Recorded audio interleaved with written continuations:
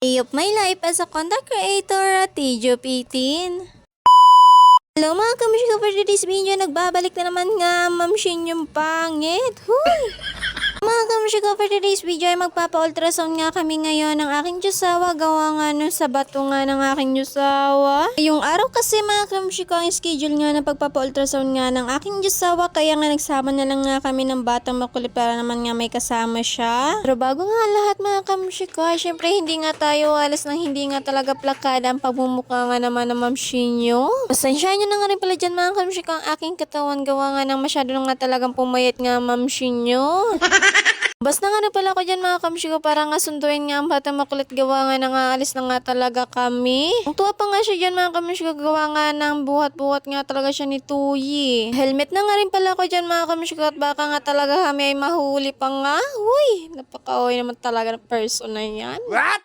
Migil nga muna kami dyan mga kamshiko, saglit gawa nga na magpapagasolina muna nga dyan ng aking Diyosawa ng kanyang motor. Hirap kasi mga kamshiko, nasa kaligitnaan nga ng biyahe, mawawalan nga talaga tayo ng gasolina. Ang aking Diyosawa ay dali-dali na nga rin pala magpagasolina dyan para nga ay safe na safe nga talaga. Layo kasi mga kamshiko ang aming lalakbayin kaya nga nagpasiguro na nga rin ng gasolina ang aking Diyosawa. Hali na rin kasi kami nakaalis mga kamshiko, gawa ng tinanghali na nga rin kami ng gising ng bata makulit. Pakasarap pa kasi mga kamshiko matulog kaya nga tinanghali na nga rin kami ng alis. Fast forward na rin nga pala tayo mga kamshiko gawa nga na napakalayo nga talaga ng aming nilakbay. So wakas nga mga kamshiko ay nakarating na nga rin pala kami dito kung saan nga magpapa-ultrasound nga ang aking Diyosawa. Pagdating nga namin mga kamshiko ito nga ang aming nadat na no, diba napakahaba nga naman talaga ng pila na. Yan kasi tanghali pa more magising.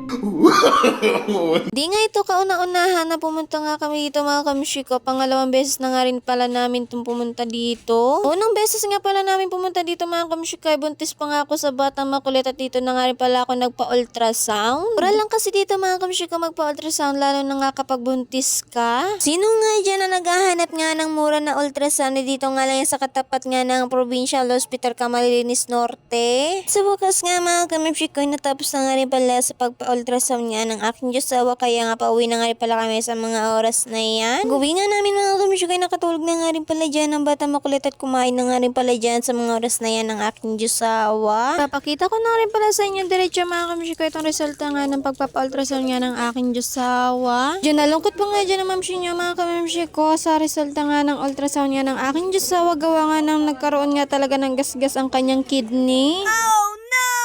Siya mga kamshiko, hanggang dito na muna ang chika ng Ma'am Shin nyo. Huwag kakalimutan mag-like, follow, and share. Thank you for watching!